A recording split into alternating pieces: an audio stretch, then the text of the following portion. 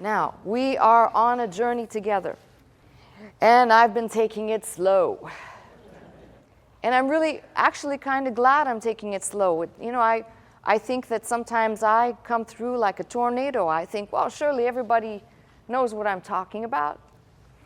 And the fact of the matter is that's just not so. And some of you need to be reminded of these incredible, and I say they really are incredible people and promises that we have from this book.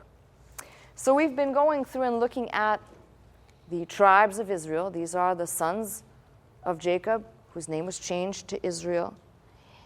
And I'm going to skip over. I'm going a little bit out of order today because there are 2 or 3 tribes that I will have to deal with in great length and in great detail, which will be probably one of those 2 or 3 parters. So I'm jumping over some out of order. And what I want you to think about today as we approach the subject, remember, we're trying to lay some foundation and figure out that these people are not perfect. Our tendency is to read the Bible and make the Bible so far removed from our lives, from our daily lives, that it's very, very hard when you don't put flesh and blood on these people to get any gain because you're simply reading. Or if you're reading like I know some do, and they still haven't dug in that these are events recorded for us that are not mythological, they're not fantasy, they're not ancient poems that were left behind by some baffled scribe. But when you start to piece it all together, you realize that this is God's telling. Now it's, as I said, incredible. God's telling of antiquity, the story of his people that he chose to tell. And I say this very openly. There are other peoples of whom he did not chronicle as he did these people.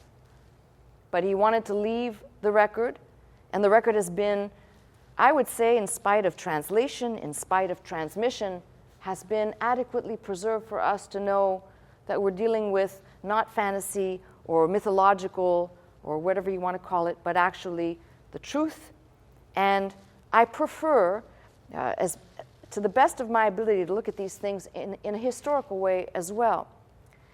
So one of the tribes, one of the sons of Jacob who became Israel, and I'm going to refer now to the children of Israel, so we're clear we're talking about the man Jacob who became Israel and his sons.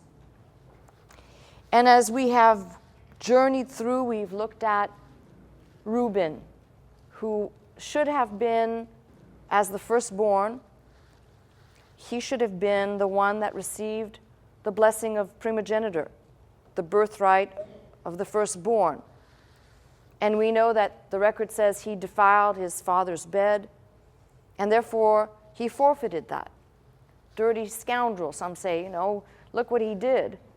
But the point is, God has never tried to whitewash any of the deeds of these people, and yet preserved them for us and the record to show us we are no different. Don't let anybody come in your presence and tell you, you ought to be like this and you ought to do that, because you can never be that as long as you are in these mortal bodies. That is, Paul called it the trench warfare between the spirit and the flesh, constant warfare until this crock of clay is laid down.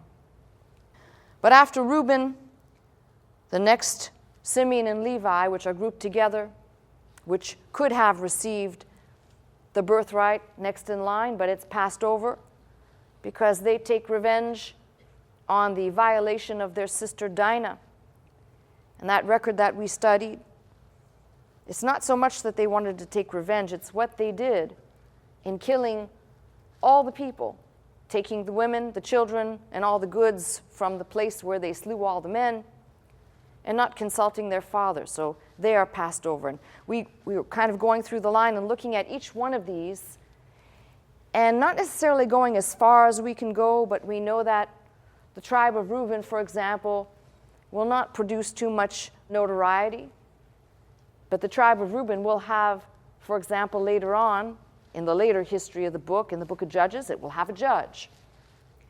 And we know that Simeon, for example, won't be a person of notoriety, but he too, from that tribe, later on, the book of Judges, there'll be a judge. There's breadcrumbs laid down of each of these people as you travel through time.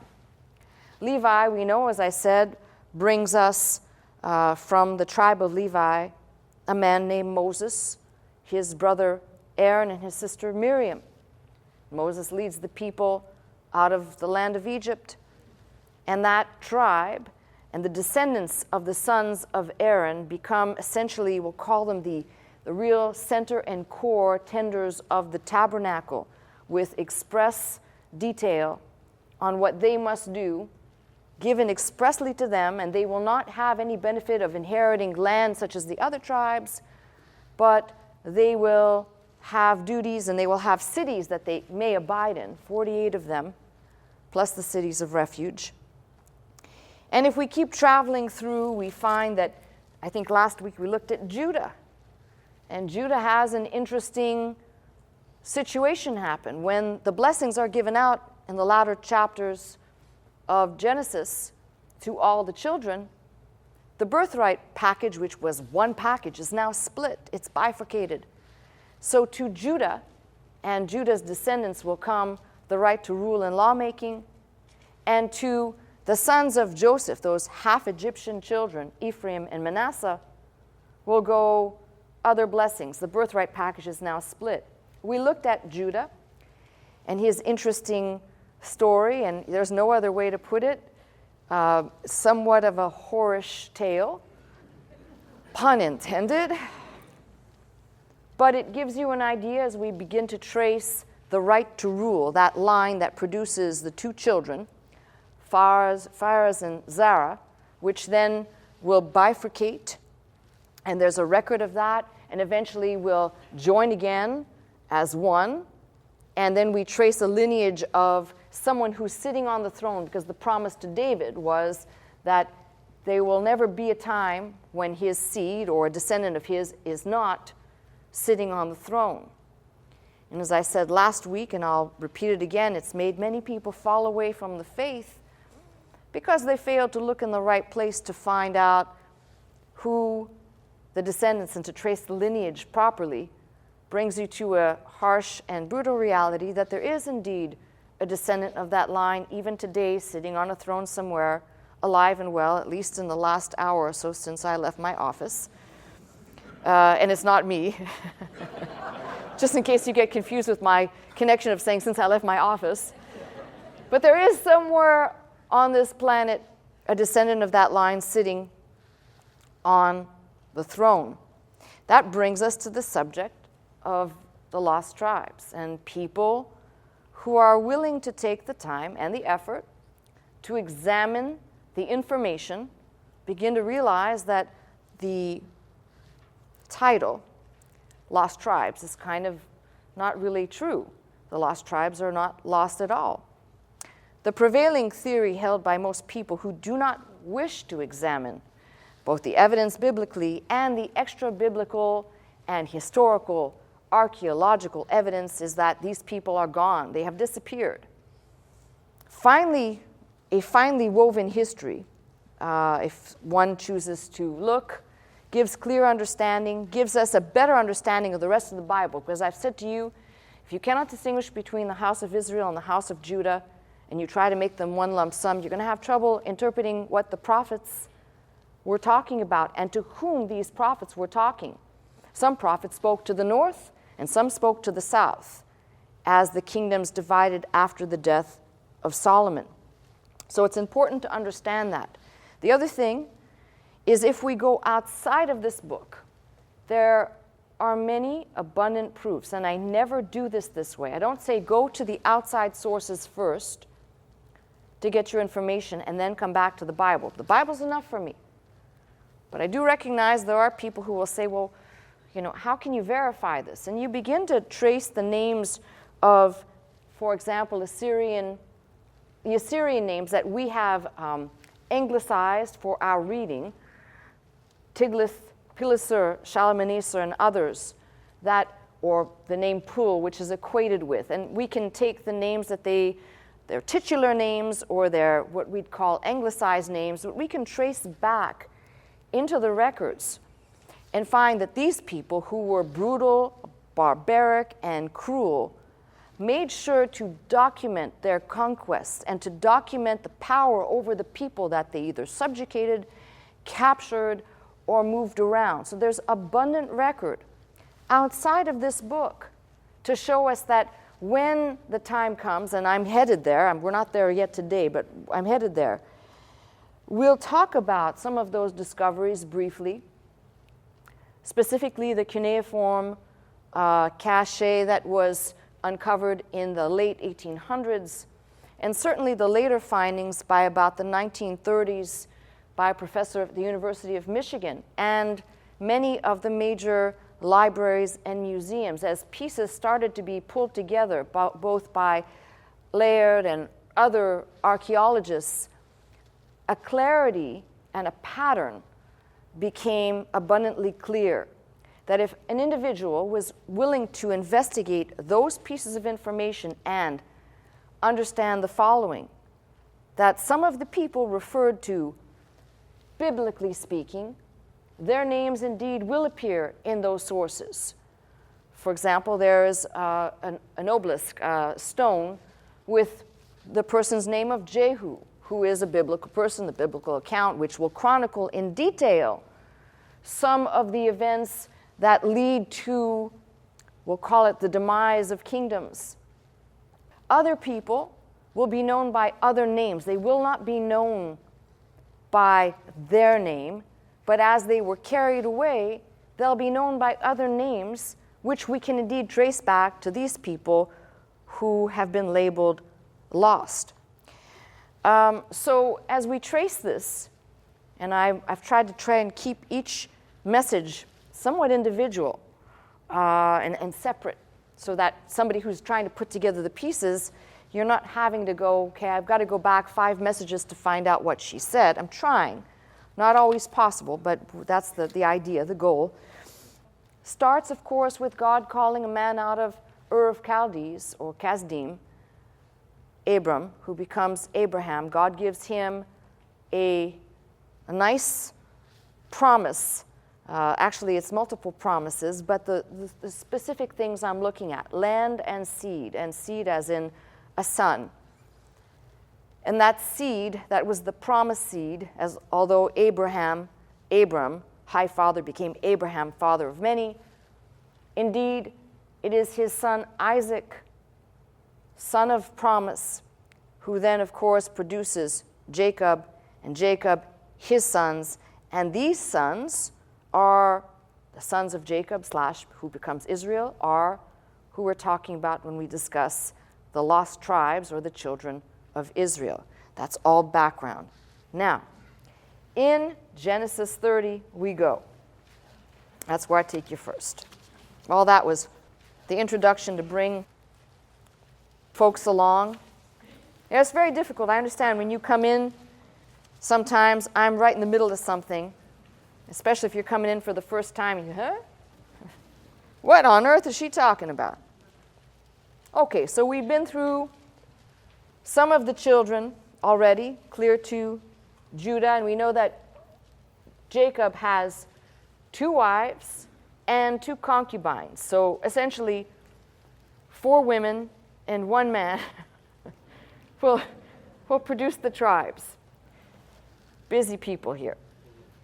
So I'm skipping over today Dan and Naphtali. I'm skipping over Gad and Asher. And I want to talk today about Issachar. And so you've got to start at Genesis 30 and verse 14 to get the picture of Issachar. Reuben is the firstborn. Reuben went in the days of wheat harvest and found mandrakes in the field, brought them unto his mother Leah. Then Rachel said to Leah, Give me, I pray thee, of thy son's mandrakes. She said unto her, Is it a small matter that thou hast taken my husband?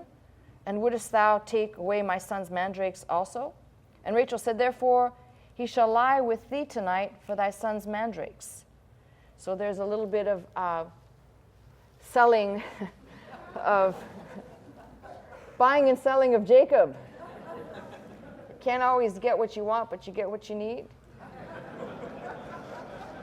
And Jacob came out of the field in the evening, and Leah went out to meet him and said, "Thou must come in unto me." No women's lib here. "For surely I have hired thee with my son's mandrakes." I remember Leah's the ugly one. Need a little motivation there. "And he lay with her that night. God hearkened unto Leah, and she conceived and bare Jacob a fifth son. And Leah said, God hath given me my hire, because I have given my maiden to my husband. She called his name Issachar." And Issachar, if you have a Bible like mine, the margin may read a hire, but Issachar also means wages. So it's kind of interesting that in exchange for the mandrakes, the wages, they produced wages. Issachar. Now, before I get into talking about Issachar, let me just say, Issachar does not have there's not too much said about Issachar, as opposed to the others, for example, Judah or Simeon and Levi, or even Reuben, have much more. But what I want you to, there's always some application to make when I say I'm going to tell you we're laying out a foundation, but I also want to look at some application. And the application here, I just want you to think about this. Issachar kind of seems to get lost in the mix here. You know, imagine being just kind of wedged in between everybody else, and there's really nothing special to say. Now, step back for a second, and I'm going to paint the bird's eye view of Issachar, which is, no matter what the blessing is, which we're going to look at in a minute, no matter what the blessing is, to Issachar, I want you to think of Issachar very much like we might think of people who have been passed over, who may or may not have made great contributions. We don't know, although we have a little bit of the character of Issachar's descendants and the tribes, the people out of Issachar. But I think a lot of times, and I'm pretty sure this is applicable to everyone in the sound of my voice, we can get into the mindset of saying, if I'm not going to be remembered like some other people will be remembered for the things they did. You know, some people are extremely rich and they give lots of money, and they're remembered because they were extremely rich and very generous, or extremely rich and wanted their names on things and therefore looked generous. Or maybe some people are remembered in a larger way, and yet the men of Issachar, at first blush, may seem, Issachar himself and later on some of the men, quite insignificant, but actually there are great details left for us about these people. And what I want you to remember, as each and every one of these in the tribes here that we're looking at have something that we can glean. Just because your name is not in neon lights, or your face is not on a billboard, or people are not talking about you, maybe you're not the Instagram, Snapchat favorite of your circle of people. But in God's eyes, I don't think he overlooks any of the details. The people that have, and I have in my lifetime, said, what's the point? You know, I'm doing, forgive me, sounds a little bit like Nehemiah's lament, and sometimes sounds a little bit like, wow, wake up. Like, God needs to slap me on the back of the head or something. God, am I wasting my time? Is this, what's the point? Such a laborious task. And I'm not even sure. You've all had those moments where you say, I'm just laboring here. I'm not speaking just of being in the pulpit. I'm talking about your life as a believer, as a Christian. You ever had times like that in your life where you just say, why am I laboring this hard? What is the point? Okay, so I'm not insane. Be the only person up here confessing to that, right? You're all looking at me going, see? Because we go through those phases. Just, I would say, the same way when we're much younger, we go through the points of, they're the low points. Big dreams with very little ability to reach those big dreams almost gives into defeatism of what's the point? Why bother? So Issachar kind of reminds me of that, because there's not a lot of fanfare about Issachar, and yes, there's going to be some bad stuff about Issachar. None of these people have a perfect record. I've told you that's probably the biggest goal in the personal application of these people. Scattered, by the way, scattered for the most part on the face of the planet. Not the majority, not Jews, as some have preached and proclaimed, but comprising of Gentiles and Gentile nations and Gentile people. And when I say that, I'm talking about not then known as the people that they used to be, and over time intermingling, conquering, and moving across the face of the planet.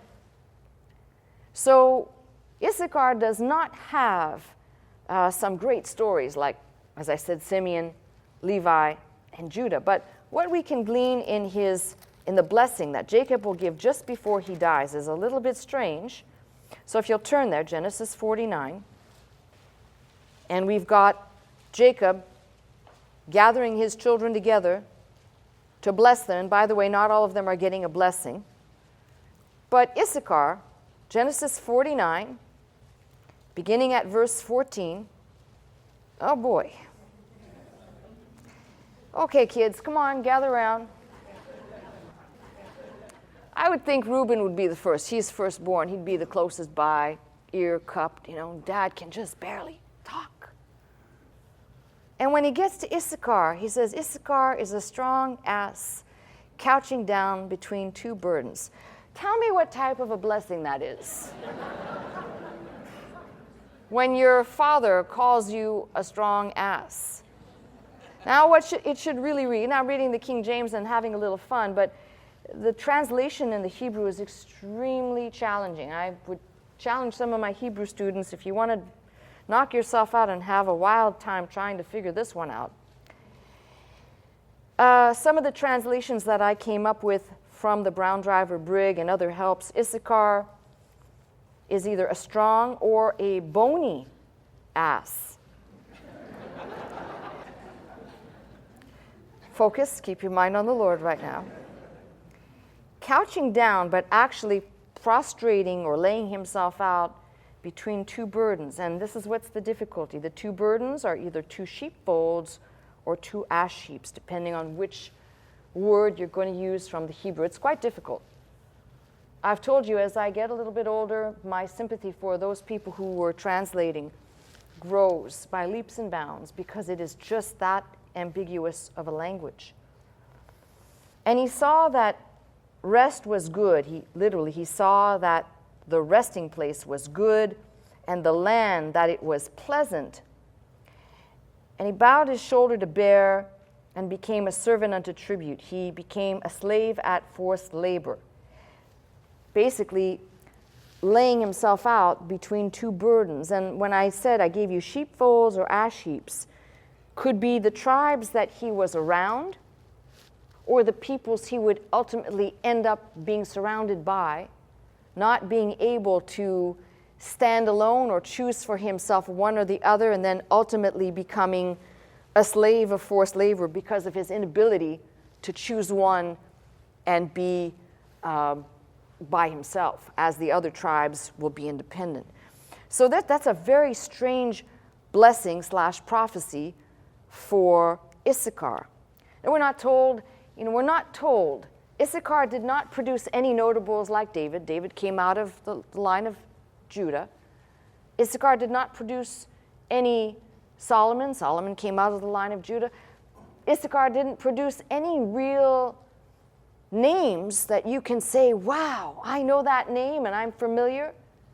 But you got to travel into the book of Judges to see that while Deborah, who judged, who is part of the tribe, her group and her responsibilities out of the tribe of Naphtali, but while she is waging a war, it says the princes of Issachar were with her, which is somewhat interesting. It means we're traveling now from the time of Genesis, and some 400 or 300 years will elapse from the time that Jacob brings his children into the land of Egypt for the famine, and that they become enslaved. There'll be a time of over 400 years, and then to the time of the judges. So we're speeding and racing ahead, and we still have the names of the tribes popping up. They're not dispersed yet. They're not, quote unquote, lost yet. And I just referred to the book of Judges, where we read in the 5th chapter about Issachar being with Deborah. But what I want you to turn to is the book of Judges, and I want you to read with me. It's only 2 verses in the book of Judges to establish something. That's Judges 10. And the only notable that we can know of some couple of hundred years down the road, Judges 10 is a man named Tola out of the tribe of Issachar. And all we know about this man is that he judged for 23 years. And after Abimelech there arose to defend Israel Tola, the son of Puah, the son of Dodo, a man of Issachar. And he dwelt in Shamir in Mount Ephraim. And he judged Israel 23 years and died and was buried in Shamir. It's almost as though there is nothing. There's no record. When we studied the judges, it was, and this one did evil, and this one failed God, and this one didn't do.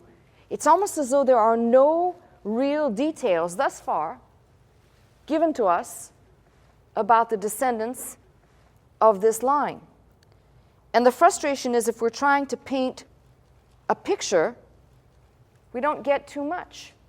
But we can know this. We can know that from the time we just looked at, the blessing that was given by Jacob to Issachar, which I don't know how you could interpret that as a blessing. You're going to be a strong or a bony ass between 2 burdens, and then you're going to become a slave of forced labor. Wow, thanks for that blessing, Dad. To a couple of hundred years later, reading about a man named Tola, who's a unknown, 2 verses that say he judged for 23 years. There's no record of wars or conquerings or anything, just these 2 verses. That's all we know about this man from Issachar. So let's keep going. I'm trying to build something here on very little information. So let's go to 1 Kings 4. We're still trying to put some pattern together of who or what these men might look like. And some of this, by the way, it's going to be, I'm giving you a lot of scripture, and then the message is going to be very short. I've got a very quick message to summarize all of this. By Solomon's time, and there's a message in a message right here. By Solomon's time, Solomon is preparing, by the way, to build the temple. It's kind of interesting, because we know that Solomon is known for his wisdom. We'll leave that one alone, but he also had great wealth. And in 1 Kings 4, you've got 12 men, 12 officers, who will provide victuals for the king and his household. They will provide provisions. Each man his month in a year made provision. Now this is it's just something very weird, but of these 12 officers, we'll read 12 are given, and of these 12 officers, each one will have their month to provide for Solomon provisions for the king and for his household. Let me read this first, and then I'll make a comment, because it just, when I was reading this, it dawned on me that there are way too many people that talk about why should I give? Why should I give anywhere? And yet we're talking about the king who had abundant wealth and prosperity, and here are 12 men who provided for the king and his household. Verse 7, Solomon had 12 officers over all Israel, which provided victuals for the king and his household. Each man his month and a year made provision. These are their names: the son of Hur in Mount Ephraim, the son of Dekar in Makaz and in Shalbim, and Beth Shemesh, and Elon Beth Hanan, the son of Hesed in Araboth.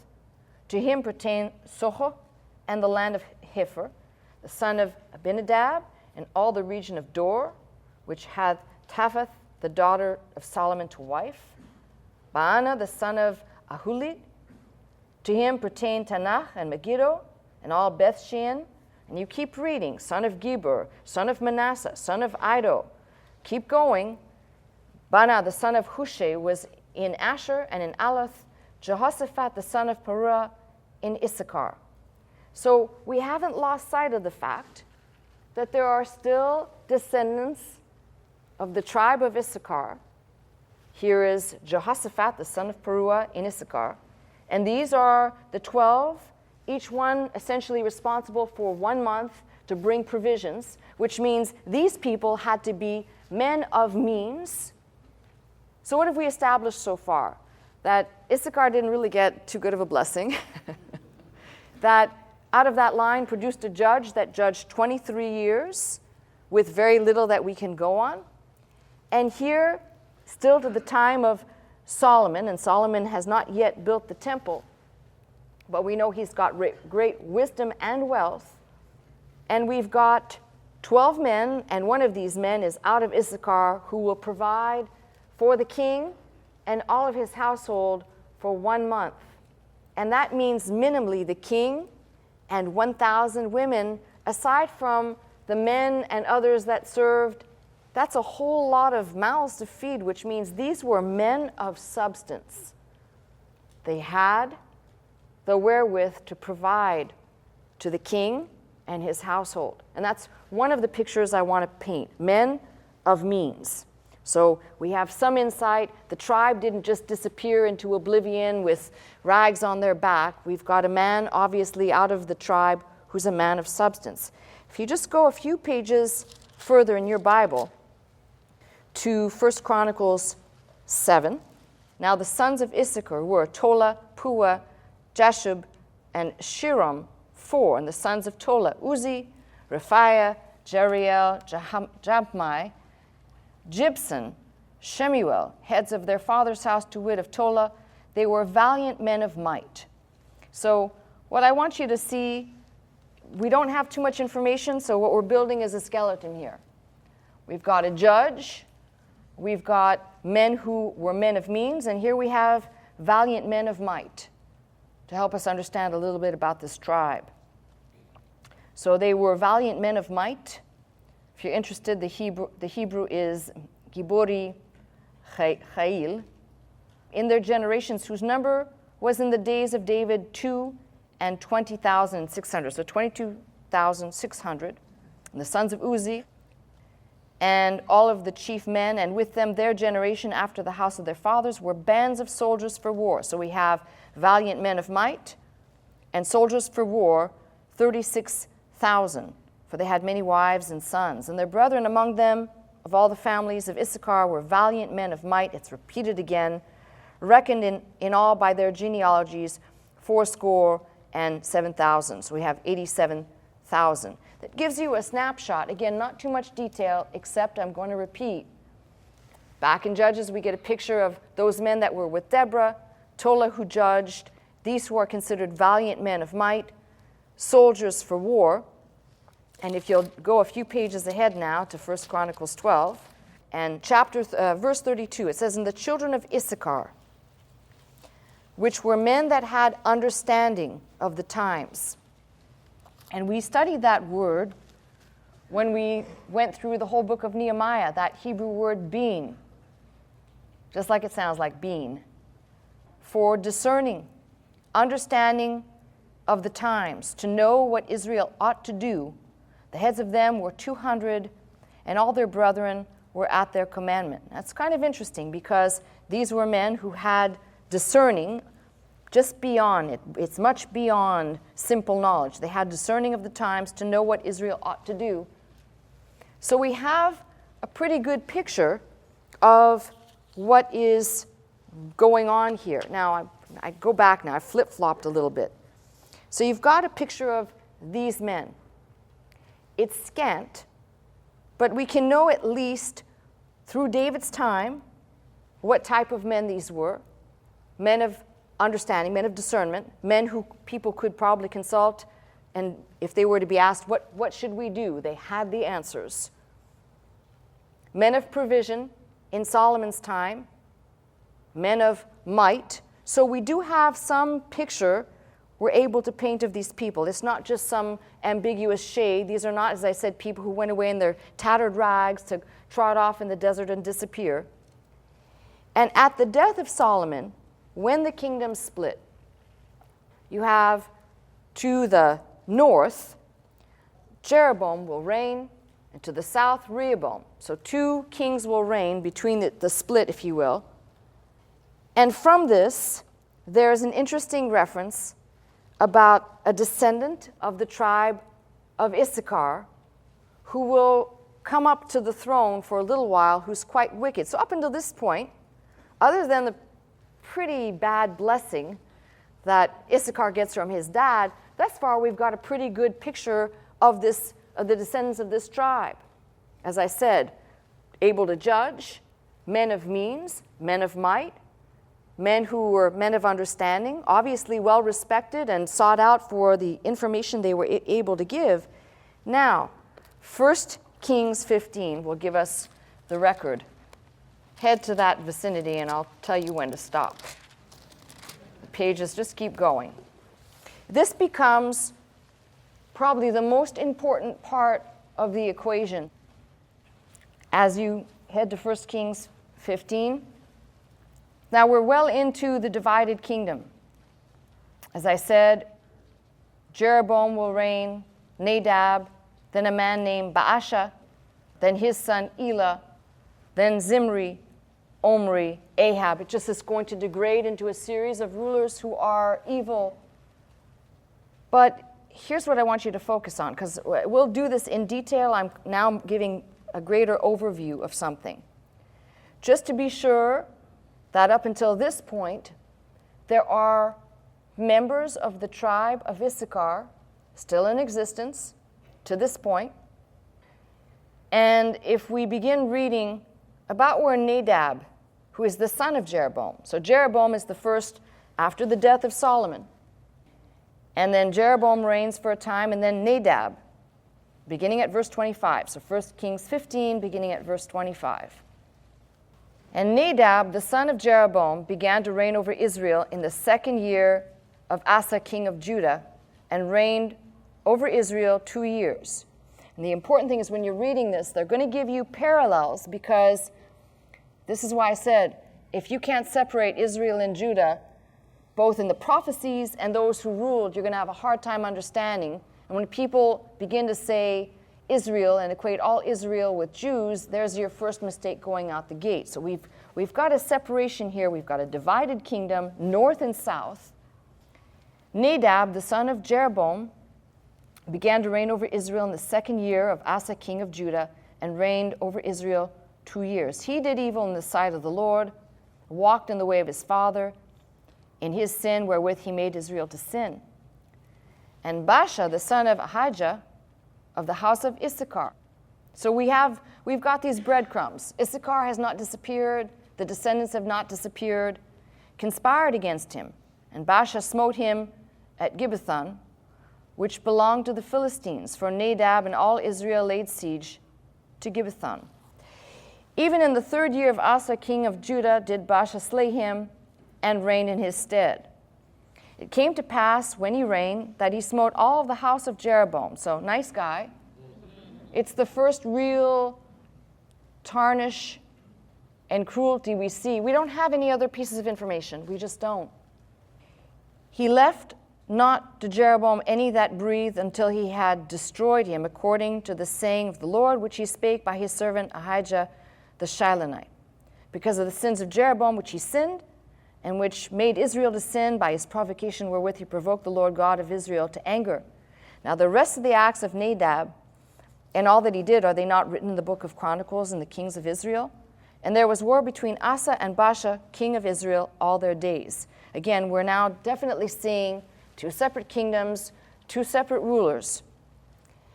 Verse 33, in the 3rd year of Asa, king of Judah, began Baasha the son of Ahijah to reign over all of Israel in Tirzah 24 years. And he did evil in the sight of the Lord, and walked in the way of Jeroboam, and in his sin wherewith he made Israel to sin. So you can see that nothing is looking too promising here. the word of the Lord came to Jehu, the son of Hanani, against Baasha, saying, For as much as I exalted thee out of the dust. Just think about this for a second, because I've just said obscure, very scant information. Now, I want us to get the history and lock on to something, but I also don't want you to forget that in each and every generation, in each and every family, in each and every tribe, there are people who will be the most, we'll call them the most precious saints. They're the workers of the church. They're the committed ones. And they're never getting the notoriety. It's always this. It's the people just like this, the ones that are the stink bombs, the stankers in the church. They always get recognition. They're the ones that get a bad rap because they do bad things, but the people who are out there, all of the former people behind all of this in Issachar's line, where we don't really read any information about any real tarnishes, although I'm sure that there were, get no recognition for anything. So my comment about saying, sometimes you say, what's the point? The point is that God sees. He's aware. He sees the people that are committed, the people who are committed to giving of their money, giving of their time. They're committed to read. They're committed to pray. He sees all of that. And I think a lot of times the idea is, if it's not being spoken of and being heralded, if I'm not being recognized, if people aren't heralding up my name, but isn't that exactly the exact opposite of what Christ spoke about in Matthew 6? Just don't make a spectacle of it. When you do whatever you do, do it with the knowledge that the Lord knows, just like these previous to Issachar's, previous to Baasha, if you will, probably did a lot of good things. We don't know what they did. They're not even mentioned. It's just the bad, rotten eggs that are going to come up and be spoken of. So that's to say, this verse 2 speaks volumes. For as much as I exalted thee out of the dust, and made thee a prince over my people Israel, and thou hast walked in the way of Jeroboam, and hast made my people Israel to sin, to provoke me to anger with their sins, behold, I will take away the posterity of Baasha, and the posterity of his house, and I will make thy house like the house of Jeroboam the son of Nebat, which we just read was wiped out. Him that dieth of Baasha in the city shall the dogs eat. Now, wow. Him that dieth of his in his field shall the fowls of the air eat. Now the rest of the acts of Baasha and what he did and his might, are they not written in the book of the Chronicles and of the kings of Israel? So Baasha slept with his fathers, was buried in Tirzah, and Elah his son reigned in his stead. So now here's another descendant of that same tribe, and the apple does not fall far from the tree. Read down verse 8. In the 20th and 6th year of Asa king of Judah began Elah the son of Baasha to reign over Israel in Tirzah 2 years.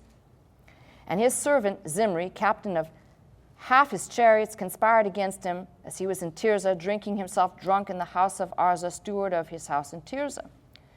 Zimri went in, smote him, killed him in the 27th year of Asa king of Judah, and reigned in his stead. So now we have the descendant of Baasha, Elah, from the tribe, we'll call him an Issacharite, reigning and killed. It came to pass when he began to reign, as soon as he sat on his throne, that he slew all the house of Baasha. He left him not one that pisseth against the wall, neither of his kinsfolk, nor of his friends. And if you don't think that's in the Bible, that's definitely in the Bible. We don't whitewash here. We read it just as it is. Somebody said, you read those embarrassing parts, those embarrassing chapters. Well, God wasn't embarrassed. He included it. Probably the only awkward thing is the English word, because it has a TH at the end, which means it's a verb. Back then it was anyway. Who said grammar was boring, right? Thus did Zimri destroy all the house of Baasha according to the word of the Lord, which he spake against Baasha by Jehu the prophet. For all the sins of Baasha and the sins of Elah his son, by which they sinned and by which they made Israel to sin, and provoking the Lord God of Israel to anger with their vanities. Now the rest of the acts of Elah and all that he did, are they not written in the book of the Chronicles of the kings of Israel? Now that ends the Issacharite rule in Israel. What is interesting is it says that he slew all of the house of Baasha, but it doesn't say all of the tribe of Issachar. So we know that there was a whole household destroyed, but don't confuse that with a tribe, because as you keep reading, Zimri will rule for a time, and essentially the gist of it is he will commit suicide. Omri will be raised up and reign in his stead. At the same time that Omri is reigning, a man named Tibni will be reigning for a time, and then ultimately Tibni is out of the picture. Omni will reign and moves the city and all the activity to Samaria. And that's super important for one reason. When everything by Omri is moved to Samaria, the capital, everything that is the epicenter of the religious life, of culture, is moved to Samaria. That is the intersection of where the Bible, we can stop for a minute here, and secular history will pick up firmly and neatly. The Assyrians, not just one, I've said you must separate the Babylonian and Assyrian captivities separately. Not just one, but successive rulers in the Assyrian realm will try to come against Samaria and take over. And it is in these successive rulers that we find through about the time of Omri, and we'll trace these in detail. I'm just giving you the introduction to this. We will trace the peoples who were carried away at that time.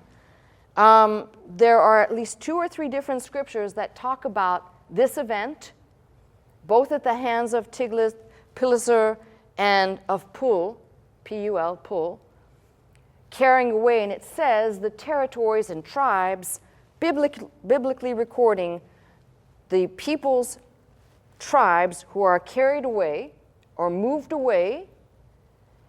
And you must go to the record, the secular record of Tiglath-Pileser and his records, to read of others that were carried away in that band at that time. And you will find that Issachar is just one of the tribes named, that's not named in the Bible, but named in the records by Tiglath-Pileser, the records recorded for him by his history. A people bearing that name are carried away at that time. And this becomes extremely important. I've just woven together in a very choppy way to show you that we've got a little scant history here, recorded here, but then this other history over here records these people being moved away. And they are not moved away, and unlike much later, the Babylonian captivity, where the people are moved away and they are positioned in a place, and if they move at all, but they barely move, these people are being moved around, and cities are being established that are bearing names that bear strange and striking similarities to the names of the tribes that have been carried away. Now, if you follow this history that essentially looks like a terminus in the Bible, but it's not. Not all the people, this is what we got to kind of grab our mind with. Not all the people disappeared. Some of the people had to remain, because if you go through this book, if you remember when I taught out of Nehemiah and Ezra, after they come back from the Babylonian captivity, which is a much later carrying away of the people, and their return, they were trying to reconstruct the temple services and the practices. And we know that at least in part, the courses of the priests were reestablished, because when we get to the time of Christ, to the birth of John the Baptist with Elizabeth and Zachariah, we know that the courses of the priests were being performed, and these courses had a correlation not only with the calendar, but with those who would have borne the responsibility to serve in their proper course in the temple. So not every single person disappeared, but a large majority were carried away. Did some remain? Did perhaps some hid? Some were spared? So it's in this, at this particular intersection right here that we've just looked, where the people in Omri's time who are carried away will begin to be referred to as the house of Omri, as they reappear elsewhere, they're going to be referred to as a people that belong to the house of Omri, which are not of his descendants, but of the people that were under his reign, abiding in the place where he was at that time, Samaria. Now, for the rest of the matter, I've just woven a couple of hundred years of history, and it's kind of complicated to try and just simplify it and say, now you have this, because I want to be able to show you in great detail, once we've laid out enough information about these different tribes, that when people come up at a later time and say, oh, they've just discovered this tribe over here, this lost tribe that's been lost. The problem with that is if we understand that to the north, and everything that was carried away, the majority that was carried away to the north, is exactly what Hosea was talking about when he spoke about the people being scattered. And it says about not my people first, who then will be my people again. Those scattered people become scattered people upon the face of the planet who are not Jews. And the people who will be referred to as Jews of the southern kingdom, those that remained, that were carried away, as I said, in the Babylonian captivity, and the few that returned, the 50 or 60,000 that returned to rebuild. And the rest of those people who remained in Babylon, 500,000, maybe up to 1 million people by some accounts, maybe it's even more than that, remained in that territory. And if they migrated at all, they migrated in close proximity to the captivity, which lasted 70 years. Why? Because they bore children, they raised up families. This is the complexity if you are going to try and study the ancient Near East and the cultures that then spin off to try and sort out the peoples of that geographic place today, which many are not practicing Judaism. After 70 years, they even forgot their language, their tongue. They adopted the tongue and the practices of the people of that land, who essentially morphed into and became the people of that territory. And the few that returned, that were identifiably those of Judah, whom we call Jews. So when we talk about this, it's extremely important to begin laying these foundational points down. And probably to step away in the bigger picture of all this is to say, Issachar is a great lesson for any person who has, again, the last things I've read here are not very flattering. Baasha and his child are not the best goods in the house here. They did evil, they led the people astray, but the record before that, not too much fanfare, not too much information, kind of looked over, not even a great blessing, but I guarantee you a people that preserved, but that persevered, that survived. And it says these were men of might, men of war, men of provision or means, and at least one judge that was raised up, which tells me that God doesn't have any random accidents. There are no insignificants in God's program, even if you feel like you're insignificant. And I say that in the kindest way. When you go out in nature and you stand before a great mountain and you look up and your jaw opens and you just kind of feel dwarfed by it all, insignificant in that way, or insignificant in looking around and seeing all the workers who are maybe more eloquent or seem to be more knowledgeable about the things of God than you. There is no person in God's program who is lesser and therefore cannot be seen. Understand, God sees the heart. I don't. He sees the mind. I don't. He sees your acts, the good, the bad, and the ugly. And I'm sure that there are many Issachars in the midst who feel rather insignificant. Just remember the lesson here, although the bigger picture is lost tribes not lost, the lesson of Issachar is there are no insignificants in God's book, and there are no insignificants here in this church and in the sound of my voice. You're here for a purpose. God has called you for a reason. It may not be to be the flashing neon light that's saying, look at the deeds and look at the works, look at this. But how about like the ones that Jesus came across and he says, I've not found such great faith. Maybe that's your thing. No one can see that. That's between you and God. Just don't think that because you're not being highlighted somewhere that you're not the highlight in God's book. That is the message of Issachar, and this, again, is to be continued. That's my message. I'm Pastor Melissa Scott, pastor of Faith Center, Glendale, California. I teach every Sunday morning at 11 a.m., If you'd like to attend services with us, simply call the 800 number, that is 800-338-3030, to join us. If you'd like to watch, listen, and learn 24 hours a day, simply log on to our website at www.pastormelissascott.com.